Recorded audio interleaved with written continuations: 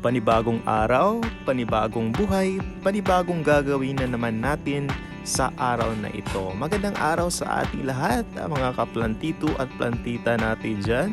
And for today's video guys, ay may naisip na naman akong gagawin. Ayan, yun ay ang pag-propagate ng AP marble. Ayan, so nakita ko kasi po is talagang napaka-lush at saka napakataas po ng mga suloy ng ating AP marble. So that is the reason why magpro-propat tayo ngayon. Ayan, handa na ba tayo? Ayan, so eto na nga guys, pinuputol na natin itong AP marble po natin dahil kinakailangan na siyang katayin guys. Ayan, parang ano lang parang baboy lang.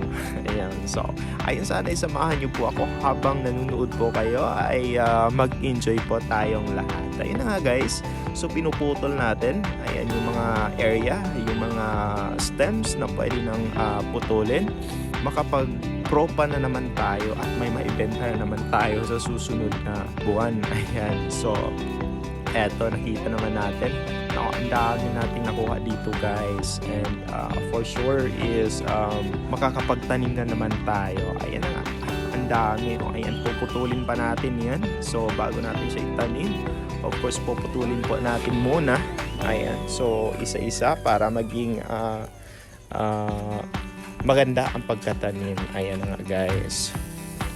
Ayan na nga guys, we'll start na po sa ating cuttings. Ayan, sa bawat cuttings nga pala ay nag-iwan tayo ng 3 dahon. Ayan, sa 3 dahon kasi sa bawat puno ng dahon, dyan po minsan lumalabas talaga yung mga shoots ng ating AP marble. Ayan, so kitang-kita naman po ay napakaganda po ng kanyang mga variegation, and hindi nakakasawa tingnan yung kanyang mga dahon. Ayan, sa konting kalaman lang po, ayan, actually itong AP marble na ito ay nabili natin sa halagang 18,000 pesos. Ayan, na merong 3 dahon guys, kasi nung nabili natin yan ay kasagsagan pa po na talagang napakamahal, napaka-expensive pa po ng mga plants. Ayan, so isa si AP marble before na talagang napakamahal po sa market. Ayan, but ngayon po yung 3 dahon halos hindi na siya mabibenta po ng 300 or 200 pesos. Ayan, kaya naisipan na lang namin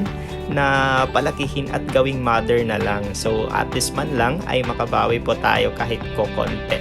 Ayan, so ito na nga guys, natanim na po natin yung ating AP marble. Ayan, and hopefully guys ay lahat ay mabubuhay. Sa bawat pot nga pala ay naglalagay po tayo ng 3 hanggang 4 po na puno ng AP marble. Ayan, para pag nag-shoot po yan sila, ayan, lash po agad at maibenta natin ng maganda ang kanyang mga dahon. Ayan guys, so malapit na tayong matapos, and hopefully ay lahat ito ay mabubuhay. Ayan, para naman po ay makabawi tayo sa ating kapital. Ayan guys, so hopefully ay nag-enjoy po tayo habang nagtatanim po tayo ng AP marble po natin.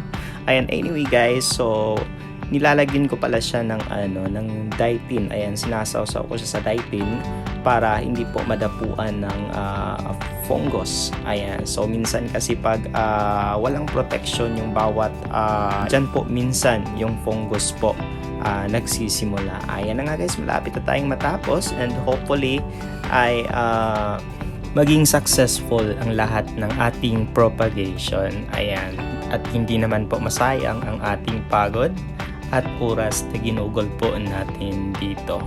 Ayan, so this is the last part. Ayan, so matatapos nga tayo guys sa ating pagpropa ng ating AP marble, and I hopefully guys ay nag-enjoy kayo while watching po sa ating propagation at hindi po kayo nabuboard. Ayan guys, tapos na nga tayo, at this time po ay isa-soft watering na po natin siya dahil matakaw po yung mga AP marble sa water.